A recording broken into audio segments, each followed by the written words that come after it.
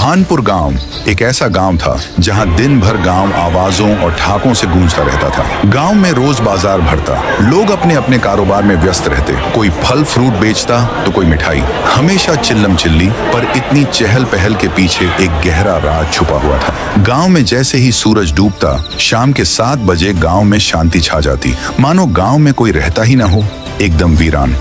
7 बजे के बाद लोग अपनी महंगी गाड़ी चलाते चलाते उतर जाते कि कहीं इंजन की आवाज ना हो जाए। घरों में के टीवी तक तुरंत बंद कर दिए जाते। इतना ही नहीं, अगर 7 बजे के बाद कोई बच्चा गलती से रो भी पड़ता तो माएं डर के मारे उसका मुंह बंद कर दिया करती, जिससे रोने की आवाज ना आए। एक शाम 7 बजे के बाद एक आदमी किसी जरूरी काम से दबे पांव बिना कोई आवाज करे जा रहा था। गली में तभी उसके सामने से एक चूहा गुजरा। चूहे को देख आदमी के मुंह से एक जोर की चीख निकल गई। बस पलक झपकते ही उस आदमी के वहीं जगह पर चिथड़े उड़ गए। सबके साथ ऐसा ही होता। जिसने भी भले ही गलती से जरा सी भी आवाज की तो उसका यही हालत होता। लोग 7 बजे के बाद डर के साए में जीते थे। अगले दिन राइस्टार नाम का लड़का अपनी बाइक से भानपुर गांव के रास्ते से होते हुए दूसरे गांव के लिए जा रहा था, पर बदकिस्मती से अचानक 2 ट्रक बाइक के सामने आ जाते हैं। पर वक्त रहते ही राइस्टार बाईं ओर मुड़ा। हिलते डुलते राइस्टार गलती से भानपुर गांव के अंदर आता है। अनजान राइस्टार आगे बढ़ रहा था कि तभी शाम हो जाती है।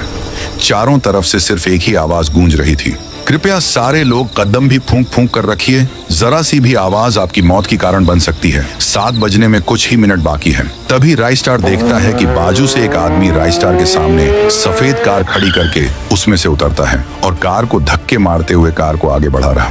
उस आदमी ने जैसे ही कार पार्क की, राइस्टार हैरानी से बाइक से उतर के उस आदमी के पास चला जाता है और उसे कहने लगता है, अरे भाई, मुझे एक बात बताओ कि तुम गाड़ी चलाते चलाते अचानक धक्के मारने क्यों लगे थे? क्या तुम्हारी गाड़ी खराब हो गई है? और ये जो सब लोग दबे पांव चल रहे हैं, ये अजीब सी खामोशी और फुसफुसाहट क्या है? वो आदमी पसीने में भीगा हुआ था। उसने घबरा कर कहा, तुम्हें अगर अपनी जान प्यारी है और मरना नहीं है तो अपना मुंह बंद रखो। 7 बजने को केवल 2 मिनट ही रह गए हैं बस। तुम दूसरे गाँव के लगते हो, इसलिए अनजान हो। चलो मेरे घर में जल्दी से, पर याद रखना अंदर जाकर जरा सी भी आवाज मत करना, वरना हमारी खैर नहीं। राइस्टार को कुछ समझ नहीं आया, पर उस आदमी की आंखों में खौफ देखकर वो चुपचाप उसके पीछे पीछे उसके घर के अंदर चला गया। अंदर राइस्टार ने पूछा, अरे अब बता भी दो कि तुम लोग इतना डरे हुए क्यों हो? ऐसा क्या है 7 बजे के बाद? पर वह आदमी राइस्टार को चुप रहने का इशारा करता रहा। राइस्टार के पास चुप रहने के अलावा कोई और रास्ता नहीं था। उस रात उसे सिर्फ अपनी धड़कनों की आवाज आ रही थी। अगली सुबह होते ही राइस्टार का सब्र जवाब दे गया। वो उस आदमी पर गुस्से से चिल्लाया, देखो भाई, तुम जो कोई भी हो, मुझे साफ साफ बताओ, तुम मुझे 7 बजे के बाद बोलने क्यों नहीं दे रहे थे? ना कोई आवाज करने दे रहे थे? आखिर इस गांव में ऐसा क्या खौफ है? बताओ जल्दी। तुम्हारे कहने पर मैंने बिना आवाज करे रात तो बिता ली, अब और चुप रहने की क्षमता नहीं है मुझ में। उस आदमी ने एक लंबी ठंडी सांस ली और बोला, अरे तुम्हें क्या बताऊं भाई, हमारी जिंदगी 7 बजे के बाद किसी नरक से कम नहीं रह जाती है। जो कोई भी थोड़ी सी भी आवाज करता है, उसके बदन के 4 टुकड़े हो जाते हैं, मानो किसी ने उसे हवा में ही चीर दिया हो। हर शाम 7 बजे किसी न किसी की मौत होना तय है। इसलिए तो मैं तुम्हें बार बार कह रहा था कि आवाज मत करो, वरना तुम भी बाकियों की तरह अपनी जान से हाथ धो बैठते। उल्टा मुझे शुक्रिया बोलने के बजाय ताने मार रहे हो। इस आदमी की बात सुनकर राइस्टार के रोंगटे खड़े हो गए। उसको एहसास हुआ कि वह कैसे बच पाया था, पर वो डरने वालों में से नहीं था। उसके दिल में एक आग जल उठी कि आखिर इस दहशत के पीछे राज क्या है। उसने फैसला किया कि वो इस डर का सामना करेगा। राइस्टार गांव के बाहर आकर 2 सबसे ताकतवर और बड़े बड़े स्पीकर लगाने लगा। राइस्टार ने वो स्पीकर्स सारे गांव के हर घर की छत पर, हर ऊंचे पेड़ पर और टावर पर लगा दिए और उन सबको एक साथ जोड़ दिया। शाम हुई, 7 बज गए। गांव में मौत का सन्नाटा छा गया,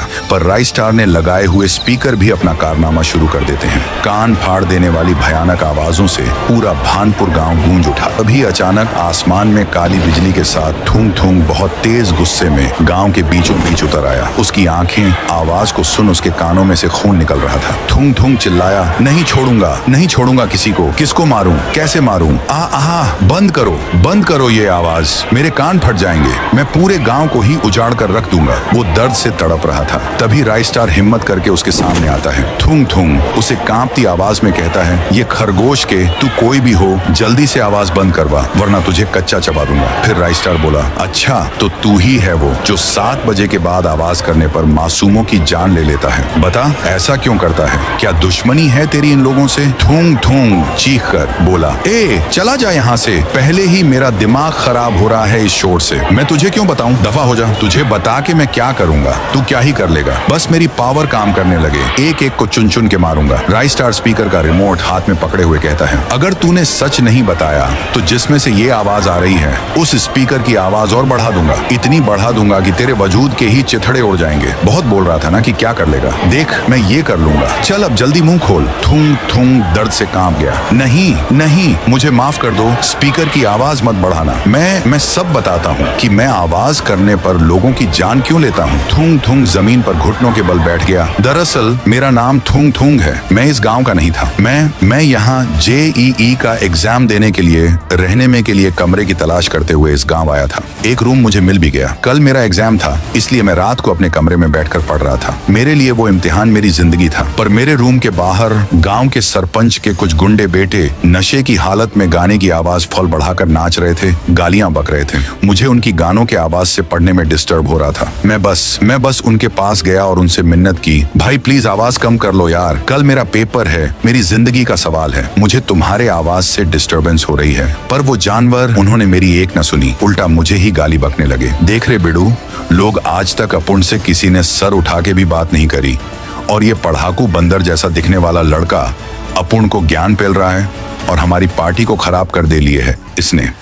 बेटा कल मिल तू, तुझे बताता हूँ अपुन की हट के लिए। अब उसने जैसा कहा था वैसा ही हुआ। उन्होंने मुझे घर से पकड़कर गांव के बीच में लेकर आए। वहां लोगों की सभा बिठाई गई। फिर सरपंच के बेटे ने मुझ पर झूठा इल्जाम डाला।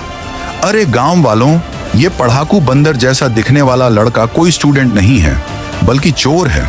साला कल रात 1 बजे मैंने इसे एक घर पे चोरी करते वक्त रंगे हाथ पकड़ लिया हूँ। मैं तो कहता हूँ इसे चोरी करने में जुर्म में दर्दनाक मौत दे। गांव वाले भी उसके बहकावे में आ गए और उन्होंने सरपंच के बेटे का साथ दिया। उसके बाद मेरा सर ही काट डाला। मैं दर्द से चिल्लाता रहा।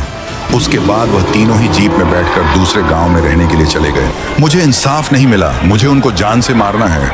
मेरी तरह उन्हें भी दर्द देना चाहता हूँ। मेरी पढ़ाई, मेरे सपने, मेरी आवाज, सब कुछ उस रात के शोर में दफन हो गया। बस तभी मैंने कसम खाई कि अगर मेरी मदद की आवाज किसी ने नहीं सुनी तो आज के बाद इस गांव में 7 बजे के बाद कोई और आवाज कभी नहीं गूंजेगी। जो आवाज करेगा वो मेरे अंजाम को पहुंचेगा। राइस स्टार की आंखें भी नम हो गईं। ये तो सरासर जुल्म था। उसने स्पीकर की आवाज धीमी की। थूंग थूंग, तुम्हें इंसाफ नहीं मिला, पर तुम्हारा बदला भी अधूरा है। तुम्हारे असली गुनहगार वो गुंडे और वो सरपंच का बेटा, इन्हें तुम्हारे पास जरूर लाऊंगा। अगले गांव की सुबह राइस स्टार ने वह 3 गुंडों को पकड़कर गांव वालों के सामने ले आया। उन्हें भी उसी सूखे पेड़ पर उल्टा टांगा और लोगों के सामने राइस स्टार ने उन तीनों का भी सर एक ही बार में धड़ से अलग कर दिया। थूंग थूंग को इंसाफ मिल चुका था। उसके बाद भानपुर में 7 बजे के बाद कभी वो खौफनाक सन्नाटा नहीं हुआ। गांव वाले एक साथ झूम उठे। तो गाइस, आपको ये वीडियो कैसा लगा जरूर कमेंट में बताना, और इस वीडियो को लाइक ठोक के सब्सक्राइब बटन तोड़ दो ताकि आप सबसे पहले हमारी ऐसी कहानी देख सकें।